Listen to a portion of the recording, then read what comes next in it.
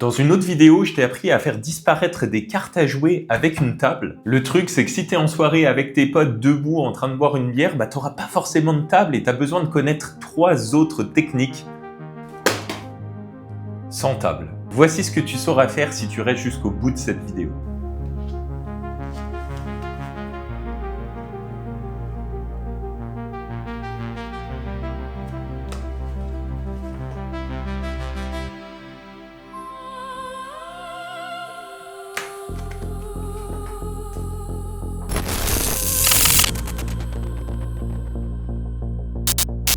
Alors commençons par la première technique, tu la connais peut-être, mais c'est l'occasion de la retravailler un petit peu si c'est le cas. Et si tu la connais pas, tu vas voir, c'est super cool, ça te permet de faire disparaître une carte comme ça à vue. Cette technique, on n'a pas besoin du jeu de cartes, juste d'une seule carte. On la fait de la façon suivante. On lance la carte, et là, la carte disparaît. Pour faire cette technique, tu as besoin d'avoir vu le film Spider-Man, parce que tu vas employer les mêmes mouvements. C'est-à-dire que pour faire disparaître la carte, tu vas avoir besoin de la tenir comme ça, entre ton petit doigt et ton index. J'espère que tu vois bien, je te mets 2 angles de vue, un de face, un de dos. Donc une fois que tu es dans cette position, tu as juste à ouvrir la main, à détendre ces doigts-là. Mais déjà, première chose, pour tenir la carte, on la place comme ça, ici. Pas comme ça, pas trop au bord non plus, comme ça, ok? Et donc, une fois que tu es comme ça, tu vas serrer un petit peu la carte, pas trop, mais juste bien la tenir entre ton petit doigt et ton index. Et ensuite, tu vas détendre, ouvrir la main, écarter les doigts. Et ce qui va se passer, si tu gardes ces doigts-là serrés, c'est que la carte va passer derrière la main. Sauf que là, on la voit encore un petit peu. Donc, ce que tu vas faire, c'est que tu vas serrer les doigts après. Et là, on ne la voit plus. Alors, elle s'est détachée de l'autre côté. Tu vois, si tu vois l'angle, le grand angle, elle s'est détachée, mais c'est pas grave parce que même si elle se détache, tu peux quand même la faire revenir. Ok ? Mais dans l'idéal, c'est qu'elle reste accrochée comme ça. Tu seras beaucoup plus stable et beaucoup plus serein quand tu feras la technique. Donc, je réexplique et tu peux le faire avec moi en même temps. Tu te mets en mode Spider-Man comme ça, voilà, et là tu vas lentement ouvrir la main. Si la carte tombe, c'est pas grave, c'est que tu as sans doute pas assez serré la carte entre ton petit doigt et ton index. Donc recommence, voilà, on est comme ça, et là on détend, on ouvre la main, et on serre les doigts, comme ça. Et du coup on peut vraiment avoir l'impression, tu vois, qu'elle disparaît de face. Alors une fois que tu l'as fait disparaître comme ça, pour la faire réapparaître, tu vas faire le mouvement inverse, c'est-à-dire déplier comme ça, et là tu vas l'attraper avec le pouce et détendre les doigts, comme ça, tu vas ouvrir la main. Je te remontre, une fois que tu es derrière, tu la fais réapparaître en fermant la main comme ça, en attrapant avec le pouce et en passant les doigts de l'autre côté. Ok ? Alors, si je récapitule, comment on fait disparaître et réapparaître la carte? Pour la faire disparaître, on est en mode Spider-Man, on ouvre la main et on serre. Et ensuite, pour la faire réapparaître, on replie toute la main, donc pas juste les 2 doigts, on plie toute la main, tous les doigts, les 4 doigts, et on vient choper la carte avec le pouce comme ça, et on détend la main. Ok ? Maintenant, faut pas s'arrêter là, parce que si tu fais ça, si tu fais juste ça, ça va être visible. Ce qui fait que c'est invisible, c'est que tu vas faire un mouvement, comme ça.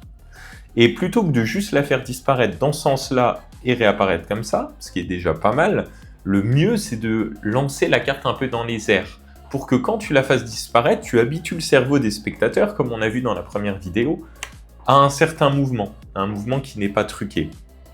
Tu vois, je les habitue comme ça, et après quand je le lance, on a l'impression qu'elle disparaît, puisqu'on l'a déjà vu, tu vois, voler en l'air, puis réatterrir. Là, on se demande où est-ce qu'elle passe. Donc, comment on va faire? On va descendre la main en bas, et en fait, quand on va remonter la main, c'est là où on la fait passer derrière, et on continue à suivre avec son propre regard la carte comme si elle montait. Et après, on détend la main et on peut discrètement la mettre dans la poche. Donc, je te montre ce que ça donne. Tu vois, là, je suis debout. Bon, tu me vois plus, mais tu vois mon corps. Là, tu vois ma poche ici et ma poche derrière est juste là. Donc, en fait, je lance la carte une fois. Et la deuxième fois que je la lance, hop, je continue à suivre avec le regard comme si la carte montait plus haut dans les airs.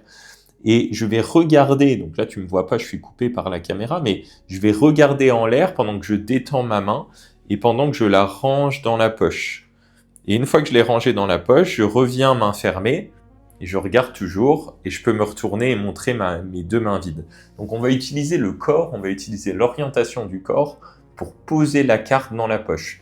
Donc tu dois toujours t'adapter aux angles de vue des spectateurs. Donc c'est à toi de bouger dans l'espace ou c'est à toi de faire bouger les spectateurs comme tu le souhaites.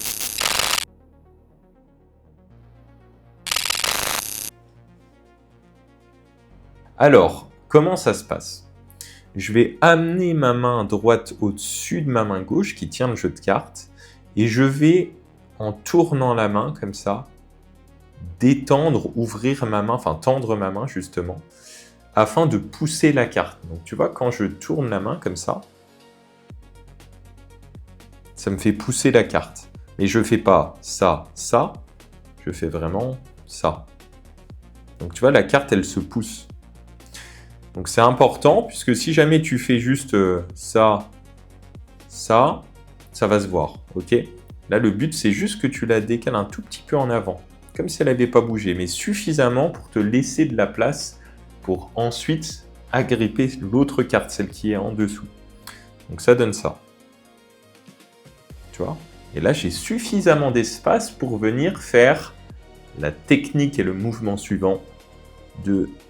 J'ai ma paume qui frotte sur la carte du dessous. Et en fait, la carte va venir avec moi. Et elle va passer au-dessus de l'autre. Ok? Je te remontre en vue POV. Donc on est comme ça. La carte, je vais la pousser. Et ensuite, je vais mettre ma paume de main contre la carte du dessous, comme ça. Et repartir avec. Pas trop loin, parce que si tu continues, elle va tomber, tu vois. Donc tu as une limite à pas dépasser. Et ensuite, tes doigts, tu vas les serrer, parce que si tu les serres pas, on va la voir, la carte. Et ensuite, tu vas, en même temps que de revenir, remettre le 6 de pique en place. Donc tu vois, je pousse avec l'index. Et tu auras juste à recouvrir la carte. Et on aura l'impression qu'elle disparaît. Ok? Donc je te remontre étape par étape au ralenti. Je t'invite à faire la même chose de l'autre côté de l'écran. J'ai la main là, qui est écartée. Je pose la main sur le 6 de pique. Et là, tu vois, j'ai déjà récupéré la carte du dessous dans ma main. Donc bon, c'était pas au ralenti, faisons-le au ralenti pour que tu suives facilement. Hop, je tourne la main. Donc j'ai poussé le 6 de pique en avant. Et là, je vais revenir avec la carte du dessous comme ça en frottant. Donc tu vois, c'est cette partie de ma main qui frotte cette carte-là. Tu vois? Donc faut pas appuyer trop fort, hein. Normalement, elle est censée direct adhérer à ta main, tu vois. Donc, ça fait ça. Étape 1, je décale la carte. Étape 2, je repars avec. Étape 3, je vais remettre le 6 de pique en place afin qu'on ne voit pas qu'il y ait d'espace ici. Et là, j'ai l'autre carte en dessous, dans ma main. Attends, on va changer de carte parce que sinon, ça va t'induire en erreur. Bon, on va prendre un 5. Donc, tu vois, j'ai la carte qui est dans ma main comme ça. Et là, je vais du coup prendre appui sur ce jeu de cartes là. Et je vais replacer la carte dessus et continuer le mouvement. Tu vois? Donc, dernière fois. Étape 1, étape 2, étape 3. Ok? Alors, si là, à ce stade de la vidéo, tu n'arrives pas encore à maîtriser parfaitement ce mouvement, c'est tout à fait normal, ça demande un petit peu d'entraînement. Donc voilà, prends le temps, n'hésite pas à remettre en arrière.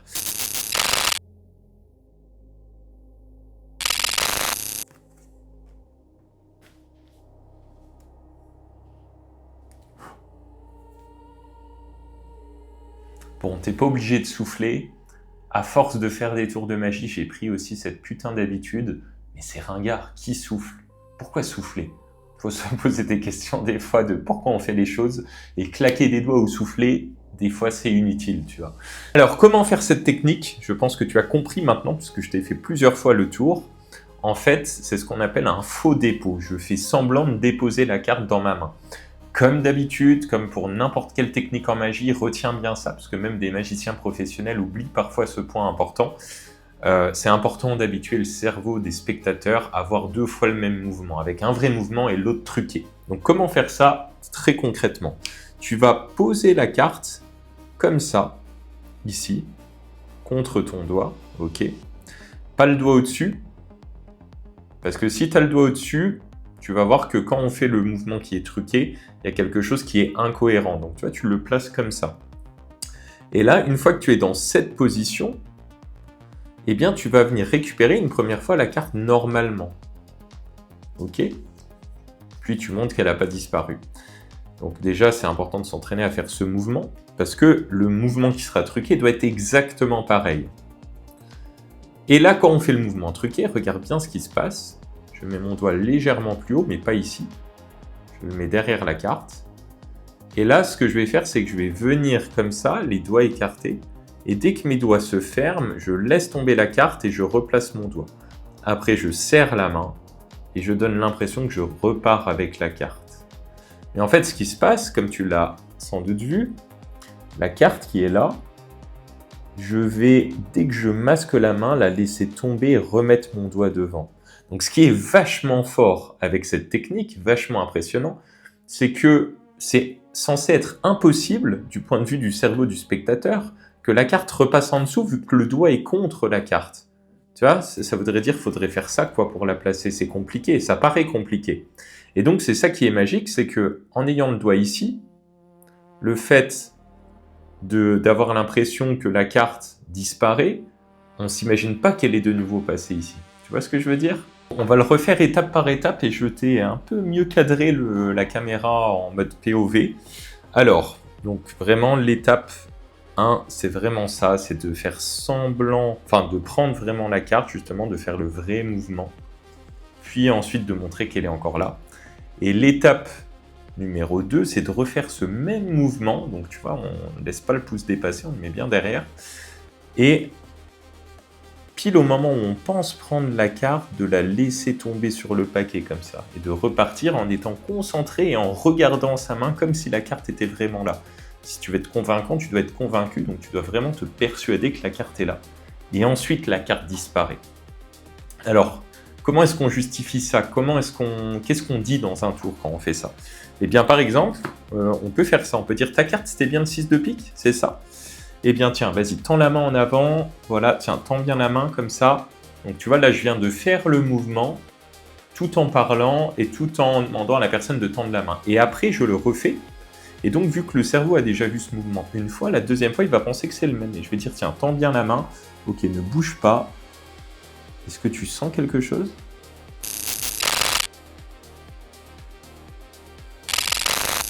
Alors maintenant, il y a une dernière technique bonus que j'ai envie de t'apprendre dans cette vidéo. On l'a déjà vu dans l'autre vidéo où je t'apprenais à faire disparaître une carte quand tu as une table, qui sont des techniques très impressionnantes que je t'invite à découvrir aussi.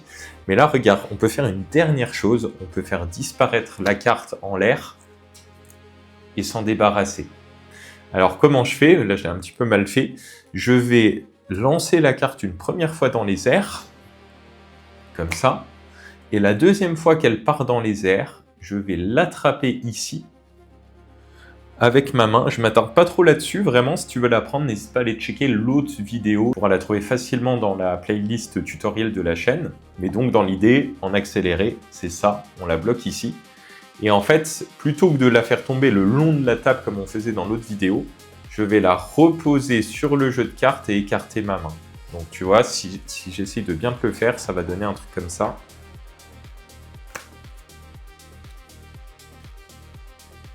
Ok? Et donc c'est fort puisqu'on a vraiment l'impression, tu vois, vu qu'on a habitué le cerveau du spectateur à ce que la carte vole, que du coup, la carte disparaît quoi. Et donc même si tu la remets pas bien, tu vois, même si tu la remets un peu en décalé et tout, que tu vois que ça se fait en deux temps, c'est pas très grave parce que ça va te permettre de détourner l'attention des spectateurs. Si toi, tu crois vraiment que la carte, la deuxième fois que tu la lances, vole dans les airs et que tu la regardes, le temps que les gens la cherche et regarde tes mains, ta main sera déjà vide. En tout cas, si tu veux aller plus loin dans l'apprentissage de la magie, j'ai créé un groupe Discord qui est gratuit. Tu as juste à cliquer sur le lien dans la description et à remplir le petit formulaire. Tu pourras accéder à du contenu exclusif, rencontrer d'autres magiciens de ta région. Parce que quand on est bien entouré, on apprend plus vite et on va plus loin. Donc voilà, clique maintenant sur le lien dans la description et je te dis à tout de suite de l'autre côté du miroir. Ciao!